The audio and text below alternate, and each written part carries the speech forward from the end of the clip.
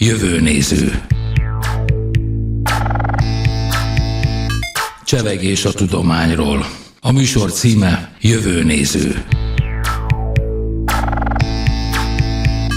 A stúdióban Palugyai István és Tóth Fábián. És remélem minél több hallgatónk figyeli a mai jövőnéző híreit, aminek az élén nem is lehetne más, mint a jelenleg a Föld felé tartó Orion űrkapszula, az Artemis 2 küldetésnek az a része, amiben az űrhajósok vannak, és ez egy nagyon hosszú ideje a műsorunkon lévő hír, a küldetés, és eddig mindig arról tudtunk beszámolni, hogy amiatt csúszik. 2022 óta. Igen, hát hál' Istennek most végre arról tudunk beszámolni, hogy a küldetés eddig kopogjuk le sikeresen zajlik, és hát egy csomó rekorddal is büszkélkedhetik. Igen, például az első és legfontosabb rekord, hogy soha olyan messze nem távolodott el még űrhajós legénység, mint most az Artemis 2 misszióján belül. Az eddigi rekordot még több mint 50 évvel ezelőtt az Apollónak a 13-as küldetése tartotta, amikor 400 000 és 171 kilométerre sodródtak el a bolygónktól az űrhajósok. Most viszont az Orion kapszulával 406 000 és 771 kilométerre távolodtak el a Földtől, és bár igen, tudjuk mindannyian, hogy ez űr mértékben számítva, vagyis az űr nagyságát nézve, ez semmi, de itt megint vissza lehetne utalni Neil Armstrong szavaira, hogy ez is csak egy kis lépés, de mégis ez egy hatalmas eredmény, és új korszak kezdődik megint az űrversenyben. Igen, és a másik rekord az, hogy a Holdnak a hátsó, tehát a Földdel átelembelő részét is megközelítették, illetve akkörül is azt is látták. Tulajdonképpen ez is egy érdekes újdonság, tehát a Hold sötét oldalán megfigyeltek például felszínbe csapódó meteoritokat, 6 pontosabban. Ahogy felvillantak. Amikor felvillantak, igen, és ez egy teljesen új megközelítés. Na most, amikor valakinek ma mondtam, hogy hát ez az Artemis küldetés a Holdnál járt, akkor azt mondta, hogy tényleg, hát miért olyan nagy dolog ez, hiszen majdnem fél évszázada voltak a Holdon is űrhajósok, ha ugyanaz valóban megtörtént, mondták, ugye a régi áltudományos szóbeszédekre utalva.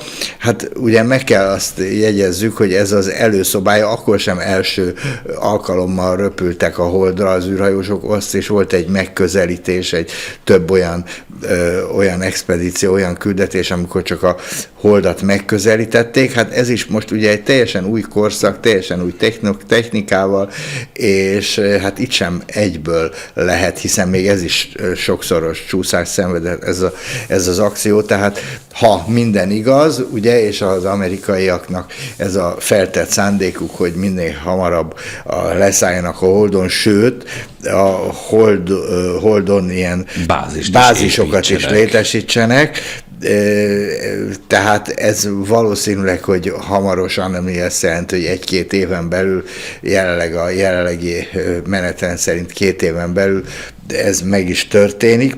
Ahogy te mondtad, ennek az oka, hogy valóban most már nem az a helyzet, mint 50 éve, valóban egy kemény űrverseny zajlik.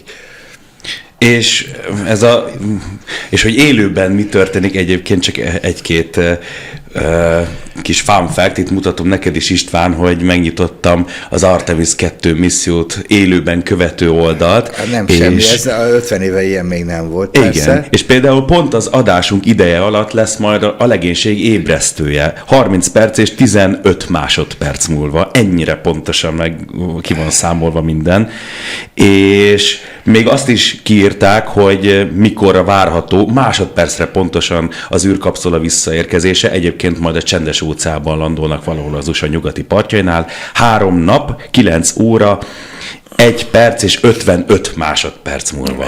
Igen. Mondjuk ez azért különösen érdekes, mert hogy neked a belvárosból most éppen hogy sikerült ideérni a lezárások miatt. Igen, ez az amerikai alelnöknek köszönhetően, meg a BKV szervezettségének, amelyik nem biztosította a föld alatti helyet pótlóbuszokat, na de mindegy is. De hogy a DASA viszont egy 300 000 kilométeres utat, igen, körülbelül még annyi van hátra, azt másodpercre pontosan meg tudja szervezni és tervezni. Igen. És ez nagyon fontos, ahogy mondtad, és én is említettem az űrversenyt, tudjuk, Kína, az, most már nem az oroszokról beszélünk, Kína az ott áll a startnál, mert ők is a holdat szeretnék meghódítani, és ott is szeretnének ők is holdbázist építeni. Tehát egyelőre még azért a NASA mögött van, hiszen ők 2030-ig szeretnének a holdra szállni, és miután az tény, hogy a kínaiak űrprogramjairól jóval kevesebbet tudunk, tehát ezek csak feltételezések, az viszont, ha tartják az amerikaiak a menetrendet, akkor 2028-ban ők már leszállnának a holdra. De azért mindenféle baki és baleset közben jöhet egy ilyen hihetetlenül bonyolult akcióban. Valahogy az Artemis név ezt így magával hordozza, de szerencsére ez tényleg csak egy kisebb baki. Egy kis problémának a bakia, igen. Egy kis baki, ugyanis nem sokkal az április 2-ai elstartolás után egy olyan hibát jelentett a NASA küldetés specialistája, Christina Koch űrhajós az Orion kapszulában, hogy a vizelet gyűjtésért felelős toalett rendszer meghibásodott. Elromlott a ventilátora, ami a vizeletgyűjtését volt felelős, és csak itt tartalékrendszerrel tudták a dolgokat, a kis és nagy dolgokat elvégezni, de hála jó Istennek a problémát sikerült elhárítani. Mondjuk egyébként ez már egy fejlődés, mert az Apollo idején még csak ilyen műanyag zacskókba végezhették a dolgaikat az űrhajósok. Egyébként ez a zacskó, a Apollo korszakból maradt zacskó most is ott volt, mint egy ilyen tartalék. De hát hál' Istennek erre most nem volt eddig szükség. És reméljük, hogy a 2 hét múlva a következő műsorban, ha hírezünk, akkor már a teljes sikerről tudunk beszámolni. Hogy mennyire nem egy ilyen sima sétagalop, egy űr akció. Bocsánat, még egyet, hogy egyébként még eléggé körbejárta a sajtót egy videó is, hogy egy jól ismert mogyorókrémes csokoládés üveg is elkezdett így bekerülni a képbe, és így végig lebegett ebben az űrkapszulában, csak így viccből. Jó. Egyébként most nem olyan rég, ha most ezt mondod, láttam egy science fiction-t, aminek valami Mary küldetés volt a címe.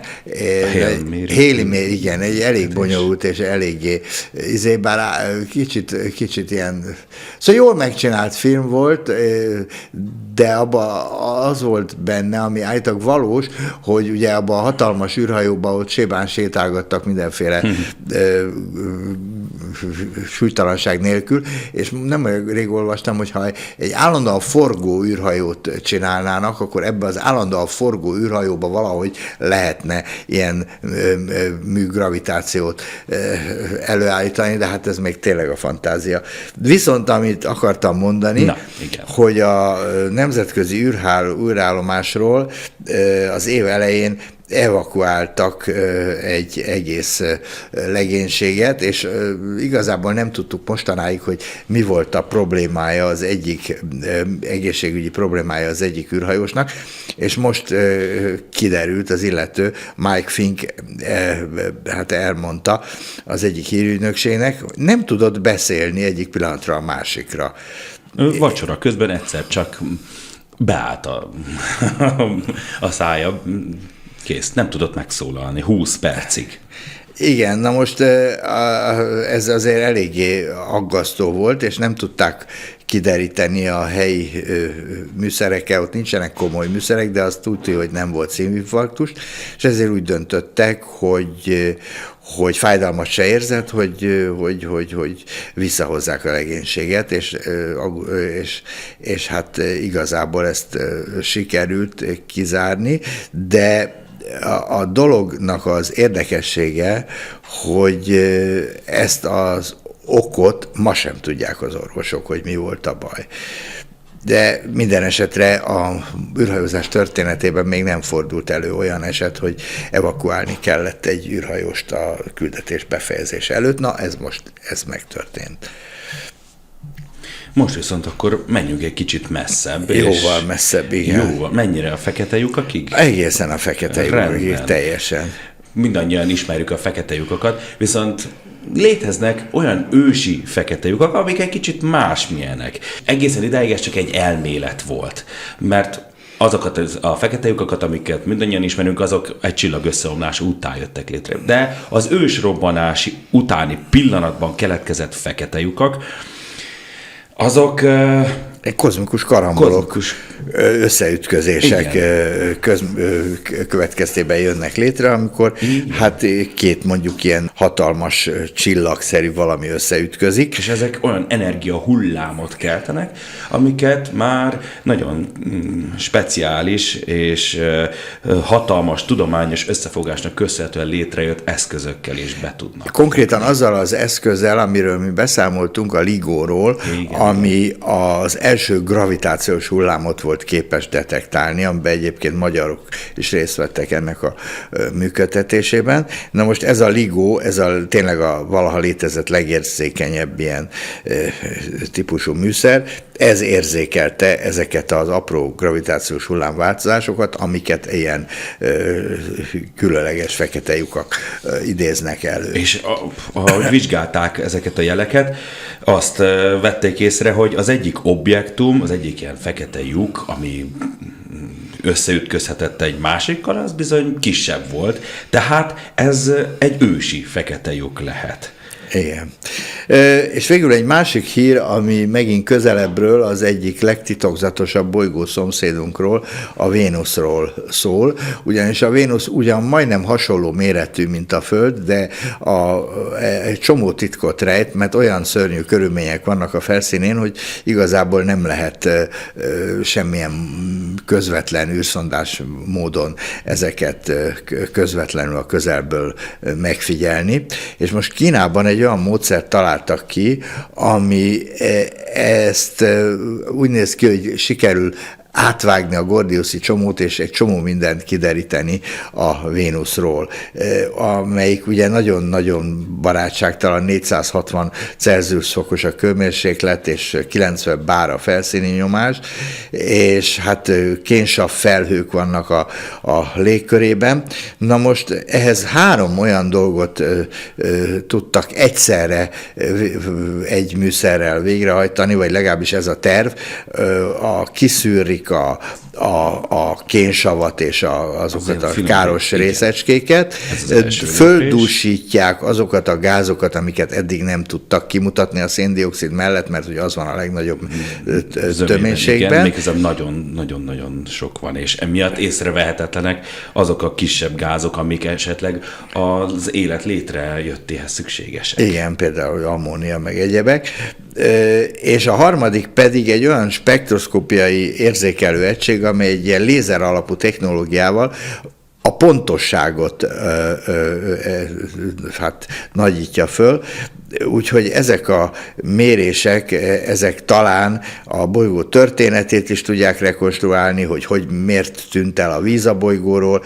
Na most az a kérdés, hogy ezt a rendszert föl lehet-e szerelni valamilyen űrhajózási egységre, akár olyanra is, ami a Vénuszon landol. De lehet, hogy ez egy olyan dolog lesz, ha ezt sikerül megvalósítani, amit bármi más nehéz körülményekkel bíró égitest esetében is föl lehet használni, mondjuk a Jupiter holdaknál. Úgyhogy ezek voltak már az űrhajózás hírei. Jövőnéző. Sokszor beszámoltunk már erről, és néha úgy érzem, hogy mindig ismételünk dolgokat, de nem, csak egyszerűen a tudomány így működik. Beszéltünk arról, hogy a járványügyi szakemberek mindig attól félnek, hogy a madárinfluenza egyszer csak átugrik az emberre, és akkor egyszerűen az emberek között okoz járványt. Na most az olasz egészségügyi minisztérium március 25-én megerősítette, hogy egy Európán kívül érkezett embert madárinfluenza egyik altípusával kezelik. Na most ez azt jelenti, hogy ez az első Európában észlelt effektív madárinfluenza fertőzés ember esetében. Az illető Afrikában fertőződött meg. Azt is írják, hogy valamilyen alapbetegsége volt, ami azt feltételezi, hogy érzékenyebb nem volt elég erős szervezete. az immunrendszer. Igen. Na most komoly betegséget nem okozott, még de elkülönítették. Hát...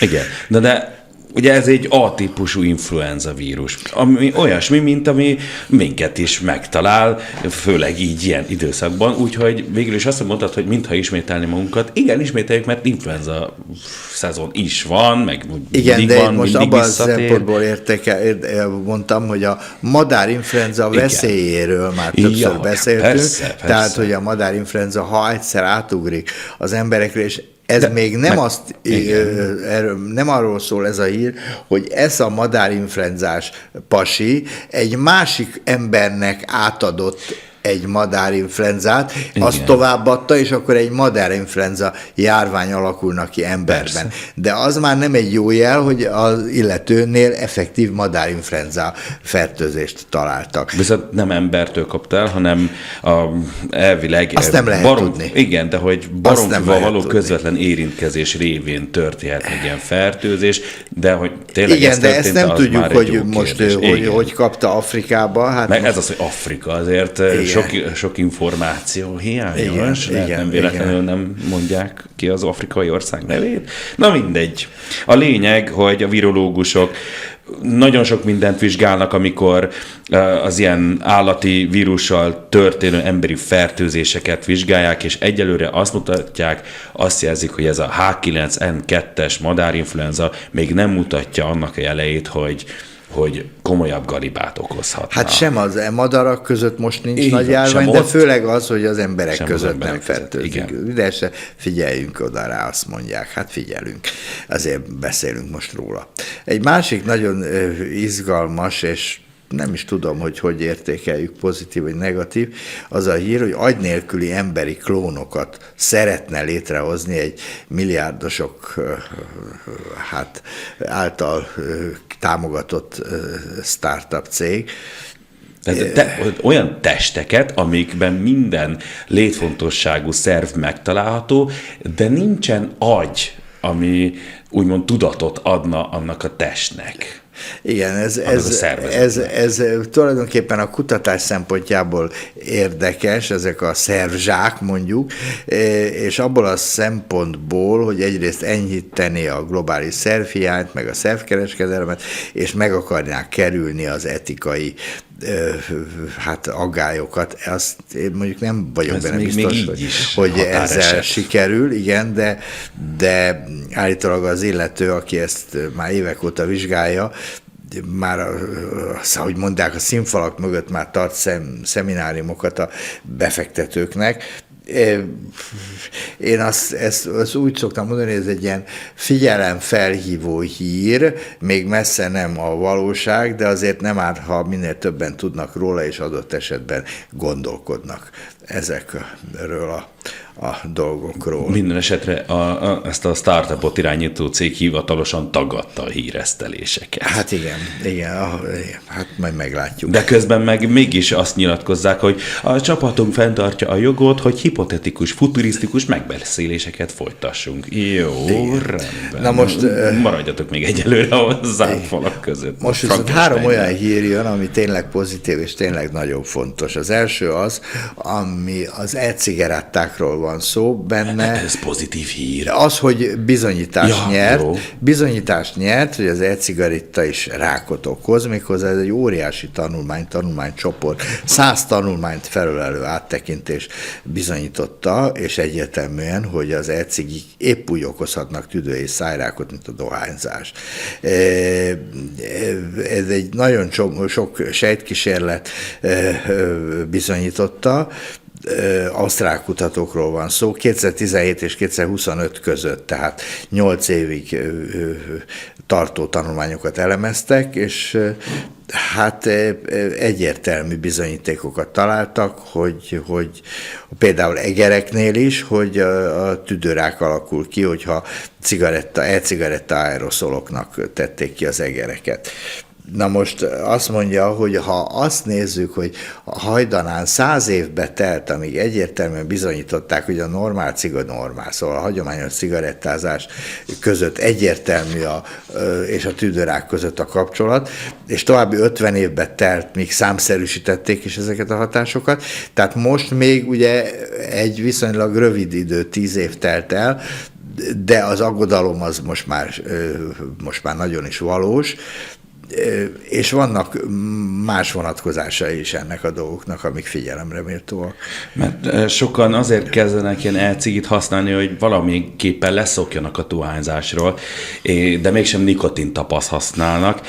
Viszont aki mondjuk elkezdene leszokni a dohányzásról, azoknak nagyon sok része, sokan nem szoknak le mégse a dohányzásról, és egyszerre elcigiznek, és hagyományos cigiznek is, és bizony ez azért óriási probléma, mert egy 2024-es tanulmány szerint még 4-szer nagyobb a tüdőrák kockázata azoknál, akik egyszerre elcigiznek és dohányoznak is. Igen, szóval ez nagyon rossz, és van egy pszichológiai vonatkozása is, mert egy 25 tanulmányt felölelő 2021-es ilyen gyűjtővizsgálat szerint azok a fiatalok, akik soha nem dohányoztak, de elkezdték ezt az e-cigarettát használni, 3-szor nagyobb valószínűséggel váltak később rendszeres dohányosokká. Tehát ez... Van, aki leszokna a cigiről, az e-cigivel, mások viszont amiatt szoknak rá.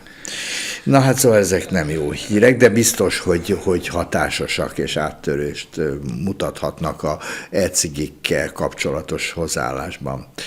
Remélhetően. Viszont van egy úgynevezett áttörés, a Lyme-kór elleni harcban, tudjuk, ezt a kullancsok terjesztik, mert a Pfizer, amelyik ugye a Covid elleni vakcinában is jeleskedett, egy olyan Lyme-kór megelőzésére kifejlesztett védőoltással állt elő, ami nagyon pozitív eredményeket mutatott, ráadásul a végső, tehát a harmadik fázisú klinikai vizsgálatok során, amiket már embereken végeztek. 10 000 főn ráadásul. Igen, és kb. 73%-os hatékonysággal átlagosan tudja megelőzni ez a vakcina a Lyme-kórt. Amerikai, kanadai és európaiak vettek részt ebben a dologban, tehát úgy tűnik, hogy hamarosan benyújtják a védőoltást a nagy tekintélyű amerikai élelmiszer és gyógyszerügyi hivatalnak, hogy elfogadják. De most nagyon érdekes ennek a dolognak a hatásmechanizmusa, ami egy kicsit eltér az átlagos védőoltásoktól. Valóban, ugyanis a Lyme-kór kialakulásában egy baktérium játsza az egyik kulcs szerepet, és ezt a baktériumot próbálja meg visszatartani ez az oltás. Méghozzá úgy, hogy hogyha valaki megkapja ezt az oltást, és azt megcsípi egy kullancs, akkor a kullancs tulajdonképpen magába szívja ennek az oltásnak a hatóanyagát. Ami pedig ennek a baktériumnak a külső felszínét kezdi el szétszincálni, tehát és emiatt a kullancsból már nem tud visszajutni ez a baktérium, ez a fertőzés, ami a Lyme-kórt okozná. Igen, úgyhogy hát reméljük, hogy ez a biztató újdonság, ez valóban engedélyt kap, és akkor akár Magyarországon is használhatják. És ez nem lenne baj, mert egyébként pár nappal ezelőtt vidéken voltam kutyát sétáltatni, körös közelében, ártéri erdőben, és körülbelül egy 20 percet töltöttünk el, mindenféle vadcsapásokat követtünk, és utána 8 kullancsot szedtem ki a kutyámból. És belőled? Mert is bennem is volt 2, ja, természetesen ez sem. Hát igen. De én még olcsó megúsztam, mert egy másik ismerősöm, aki Székesfehérvár környékén sétáltatott kutyát, ő 24 kullancsot szedett ki, egy rövidebb sétáltatás után, úgyhogy tessék figyelni, mert a kullancsok most beindultak. Az a baj, hogy ez a téli hideg nem igazán csökkentette a számokat, és nagyon mérgesek voltunk emiatt anyukámmal, hogy ez így nincsen rendben. Na hát ezért jó ez a vakcina, és még egy utolsó, vagy nem egy utolsó, egy másik hír, hogy találtak egy vegyületet, ami megállíthatja a fogszóvasodást, ami egy nagyon, nagyon pozitív dolog lenne, méghozzá egy nemzetközi kutatócsoport egy olyan természetes vegyületet talált, ami tulajdonképpen a bizonyos zöldségekben, mint a brokkoliban, a kelkáposztában természetesen előfordul a biszindol. Ez az anyag tulajdonképpen már korábban is ismert volt például a daganatkezelésben, de úgy tűnik, hogy beválik, mert laboratórium vizsgálatok során teljesen lebontotta annak a biofilmnek a 90%-át, ami a szájban bevonja a fogaknak a fogplak, amit érzünk, egy ilyen kellemetlen, ilyen érdes érzés. Igen, kaja után különösen, és ezzel megakadályozza a baktériumok szaporodását. Na most ez nagyon kevés toxicitást mutat, tehát ez az, amit kifejlesztettek, tehát ezt ha fogkrémekhez vagy szájvizekhez adnák, akkor nagyon jelentősen segítene a fogszóvacsodában. Lehet, hogy a fogorvosok nem örülnek ennek, 10-ből 9 nem ajánlaná? Ez lehet, de viszont én nagyon örülnék, ha lenne egy ilyen. És végül egy utolsó nagyon izgi hír, ugye már sokszor beszéltünk erről a fogyókúrás csodaszerről, az Ozempicről, de keveset hallottunk arról, hogy ezeknek, ugye ez az, amit eredetileg cukorbetegség ellen fejlesztettek ki, de hát mindenki szedi, szúrja magát, már beszéltünk tablettákról is, de arról kevésbé, hogy ennek vannak kellemetlen mellékhatásai is. Hányinger, hányás és egyéb emésztési panasztok. És hogyha valaki emiatt abba hagyja, akkor pillanatok alatt visszajönnek a plusz kilók. És mi történt most? Lehet, hogy van egy még jobb megoldás, amivel ki lehetne küszöbölni ezeket a szörnyű mellékhatásokat, ugyanis burmai pitonok vérében találtak egy étvágy csökkentő molekulát, amit ők arra használnak, hogy a hatalmas ebédjüket meg tudják emészteni. És utána nem esznek, mit tudom én, hetekig, pontosan, vagy akár egy hónapig se. És megnövekednek a belső szerveik is 50%-kal, hogy elbírják itt az emésztőrendszeri terhelést. És még a szívük is kitágul. Viszont, ahogy az emésztés befejeződik, minden visszaáll a régi kerékvágásba. És a laboratóriumi pitonokat éheztettek közel egy hónapig, majd utána jól megtömték őket, és ahogy kielemezték a vérüket, megtalálták ezt a PTOS-nek nevezett metabolitot, aminek a szintje nagyon-nagyon magas volt, és ez a metabolit kell ahhoz, hogy a teltség érzetet ne érezzük. És aztán ezt még rákcsálóknak is beadták, és ők meg elvesztették az étvágyukat. Igen, és utána leadták a testsúlyuk jelentős 9%-át. És az érdekes, hogy ezt a Ozempic vagy a többi hasonló kellemetlen mellékhatásai nélkül éri el, és az az érdekesség, hogy ezt az anyagot egyébként az emberi szervezet is termeli természetesen, tehát amikor egy nagy kaját, nagy zabálás után ennek is a szintje 2-szeresére, vagy akár 5-szörösére nőhet, tehát ez alapvetően biztonságosnak mondható, mert testben meglévő anyag, úgyhogy most ez tehát akkor gyanítom, az lesz a cél, hogy egy kicsit még több hatóanyag legyen ebből, hogy ne 5-szörösére megkedje, hanem már 20-30-szorosára ez a cél a gyógyszerkutatásban, hogy ezt fogják most elővenni. Csevegés a tudományról. A műsor címe Jövőnéző. Aztán beszéltünk arról is, amikor Ausztráliába bevezették, hogy a gyerekektől megvonják a közösségi médiát. Ugye? Igen, volt erről szó. Hát most kiderül, hogy ez több tekintetben hát legalábbis félre sikerül. Igen, és igen, csak bosszús emiatt az ausztrál kormány. Mindenféle fenyegető üzeneket küldtek már a Metának, a TikToknak, a Google-nek, Redditnek, Snapchatnek, hogy hát az, amit csináltak, az nem jó, mert arcfelismeréses kor meghatározása próbálják kiszűrni a 16 éven aluli fiatalokat, viszont ezek a szoftverek nem igazán váltották be hozzájuk fűzött reményeket. Persze van egy érzésem, hogy ez direkt. Szándékos. Igen, az ausztrálok is ezt gondolják, vagy a kormány tagja is ezt gondolják, mert hogy addig lehet próbálkozni a korellenőrzéssel, még egyszer csak azt nem mondja az arcfelismerő, hogy jó, rendben, 16 év fölötti vagy. Igen, de szóval nem csak a kormány és a cégek közötti csatározásról van szó, hanem a szülők sem nagyon boldogok, tehát 900 ausztrál szülő körében végeztek egy felmérést, és a megszólaló kb. Egyharmada azt mondta, hogy a gyerekeinek a tilalom után is volt egy vagy több közösségi média fiókja, ami alig kevesebb, mint a törvény előtti 49%-os arány. Tehát a helyzet az, hogy a 16 éve alattiak 70%-a valahogy továbbra is hozzáfér az oldalakhoz. Tehát ez egy általános dolgot is mondta, hogy a tiltás az soha nem a legcélra vezetőbb, valami rafináltabb megoldást kellene kitalálni. Különösen a tiniknél. Ez hát abszolút. A Z-generációnál ezt nem lehet megoldani. Ez már nem Z-generáció. Ez már alfa. Alfa, meg igen. béta.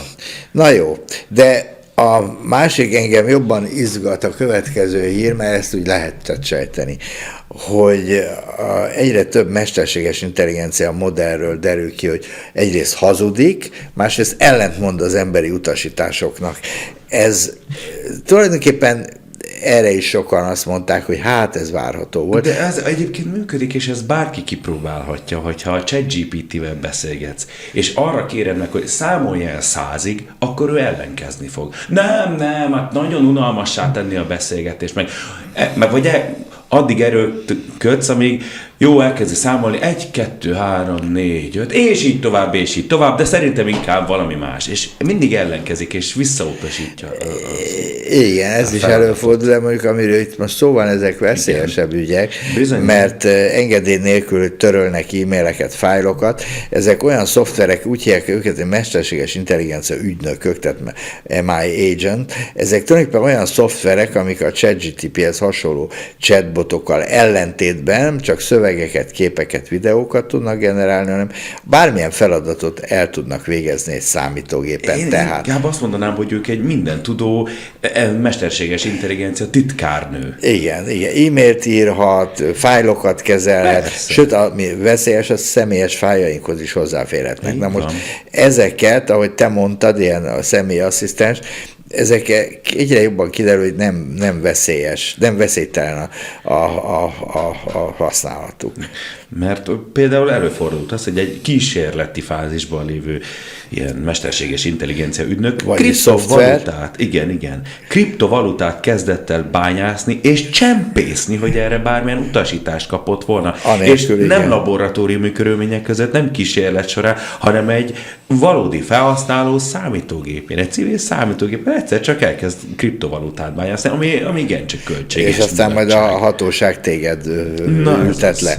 És aztán bizonyítsd, hogy nem te voltál. Hát igen, mert a konkrét tiltásokkal is szembe tudnak menni, tehát, és méghozzá kreatív módon, például egy ilyen MI Agent vagy szoftvernek megtiltották, hogy megváltoztasson bizonyos programozási kódot, ezért létrehozott egy másik ilyen agentet, ügynököt, hogy az megváltoztassa ő helyette. Tehát ez nagyon aggasztó, mert egyre kompetensebb, egyre széleskörűbbek lesznek, és egyre rafináltabbak lesznek.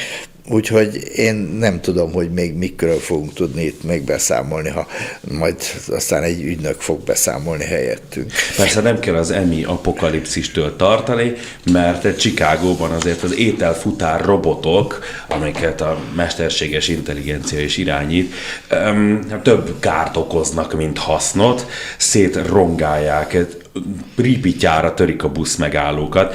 Egyébként ez csak a jéghegy csúcsa, mert tele van az internet olyan videókkal, hogy ezek az egyébként nagyon cukinak tűnő ételfutár robotok kihajtanak a szirénázó tűzoltóautó elé, a tűzoltóautó nyeri meg a találkozást természetesen, vagy leesnek a lépcső, nem tudják maguk előtt feltérképezni az utat. És ezek a videókkal tele van az internet, olyan kis szerencsétlenek ezek a robotok. Igen, az nagyon jó pofa volt a hírben, hogy amikor megtörtént, hogy neki ment ennek a megálló üvegének, ami eltört, és ott maradt átsorogva a robot, akkor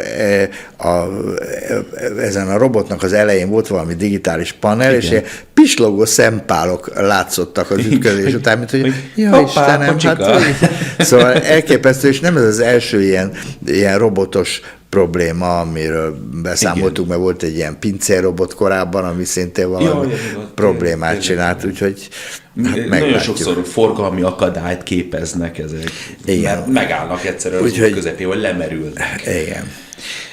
Hát és ugye most... De akkor egy másik, egy kicsit komolyabb fegyver. Igen, ez tényleg fegyver. Méghozzá egy olyan fegyver, ami a drónok ellen készült. A módja teljesen újfajta. Ez egy amerikai fegyver, ami tulajdonképpen egy nagy teljesítményű, mikrohullámú ilyen fegyverrésszel ellátott autonóm közlekedési platform, vagy közlekedésre képes platform, amit tulajdonképpen egy Ford F600-as alvázára építettek, és olyan érzékelőket, meg egyéb eszközöket építettek bele, hogy ez önvezető módban is elmegy a célpontra, és elkezdi az ellenséges drónok ártalmatlanítását. Csak hát ugye a drónokat nem olyan egyszerű levadászni, hiszen gyorsak, meg akár mindenfele tudnak repülni.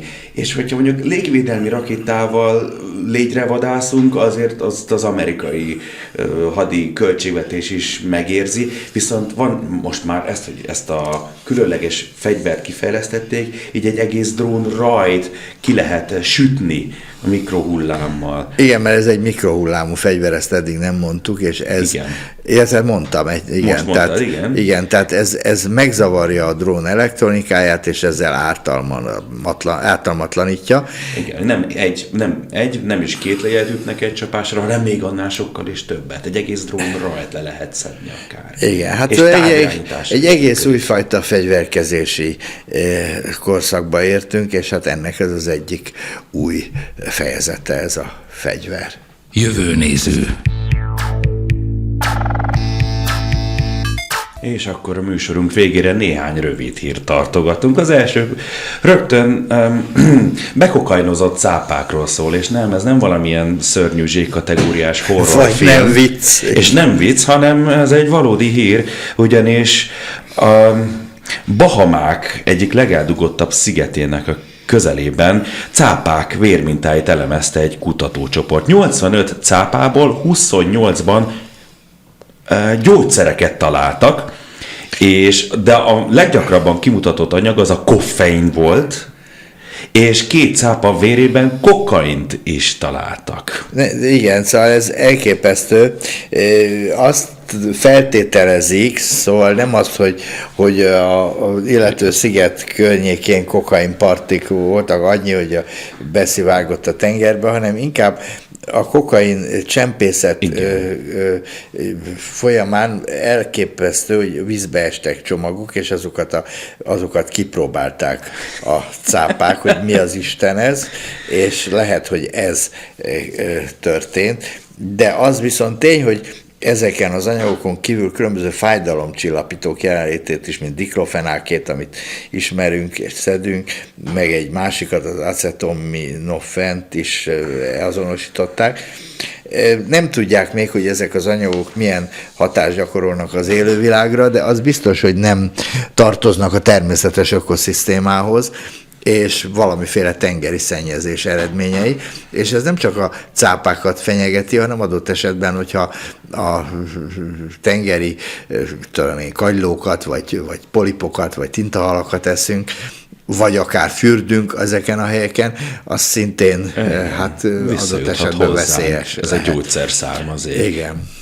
Meg a kokain származék is. Na de akkor most viszont jöjjünk egy kicsit Magyarországra. A zajszennyezés. Fú, azért az itt Budapesten az igencsak elviselhetetlen tud lenni. Én ezt személyes tapasztalatból mondhatom. Ott Csepelen igen gyakran egyetlen egy úton közlekedik az összes szirénázautó. Na de a legtöbbeknek a szomszédjukkal van a gondja, főleg a panel és társasházban élőkre, és olyan nagy gondot okoz ez a zajszennyezés a szomszédok, illetve a közműhálózat miatt, a forgalom miatt, hogy nagyon sokan alvászavarra, kimerültségre és fejfájásra panaszkodnak egy Budapesten végzett felmérésben. Ez az Ipsos és a Vavin végzett egy kutatást, és abból derült ki, hogy a magyarok fele tapasztal magán ilyen zajszennyezésből adódó tüneteket, ahogy mondtad, alvászavart, 27% stresszt, a nyugtalanságot, 13% kimerültséget, 6% fejfájást tapasztalt, és hát a megkérdezettek közel fele csendesebb háztartási gépeket szeretne, 40% a fűtési-hűtési rendszeren változtatna, és 30% a csőrendszerekből származó vízcsobogást mérsékelni. És nagyon érdekes, hogy a magyarok 39%-a akár beruházna is abba, hogy az otthona csendesebb legyen, míg a 32% nem hiszi, hogy ezt hatékonyan lehetne a zajt csökkenteni. Úgyhogy hát szóval zajban élünk.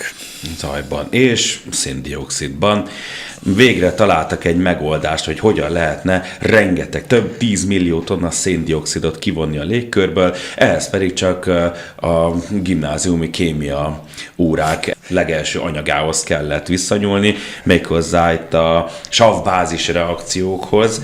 A acél és a cementgyártás ez egy lugos szennyvizet termel, és Jogos, ez a lugos szennyvíz képes megkötni a légkörben levő széndioxidot. Igen. És ez akár, te, ahogy mondtad, évi több 10 millió tonnát, akár 30 millió tonnát is jelenthet. Az, amit mondtál, iskolai módszer, ez a közömbösítés vagy semlegesítés nevű kémiai eljárás, amikor egy sav és egy bázis reagál egymással, és ennek az eredménye egy semleges pH-jú anyag.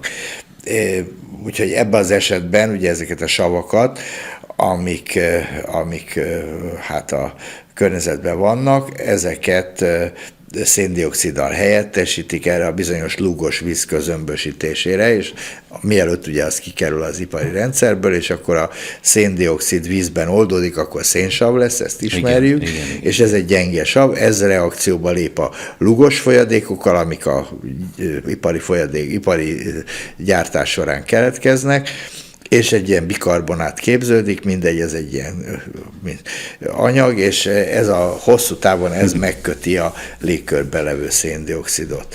Na most ez tényleg nagyon jó hír lenne, hogyha ezt megcsinálnak, mert ez viszonylag kevés energia kell, és ráadásul a már meglévő rendszerekkel is könnyen megoldható. És végül egy 2026-os Szabadítsátok ki Willy történet, ugye sokan ismerik annak a hős bánának a történetét. Na most egy hasonló és elég szomorú történettel fejezzük be, hogy a Willapa, amerikai Washington államban a Willapa folyón felúszott egy szürke bána, méghozzá 32 kilométert. És nagyon nem egy nagy folyó. Nem egy nagy folyó, hát éppen, hogy elfér benne több helyen ez a bána, és folyamatosan követték őt, és még azt is mondták a közeli állatvédő non-profit szervezet tagjai, hogy jó, minden rendben van, hát sajnos 2 nappal később már az élettelen teste a folyóval sodródott vissza az óceán felé. Igen, hát nem szeretik a bálnák az édesvizet semmiképpen, pláne nem ilyen szűk folyókat, úgyhogy most nézik, hogy mi legyen, és a helyi indián törzs ceremónián fog megemlékezni a bálnáról, és engedélyt kaptak a tetem felhasználására is. Jó étvágyat! Mára ennyit, ezzel a bálna hírrel befejezzük a jövőnézőt. Remélem, hogy 2 hét múlva egy nagyon, hogy is mondjam, csak környezetileg tisztább légkörben fogjuk tudni a műsort folytatni, legalábbis én optimista, óvatos optimista vagyok. A jövőnézőben Palugyai Istvánt és Tóth Fábiánt hallották. a viszonthallásra.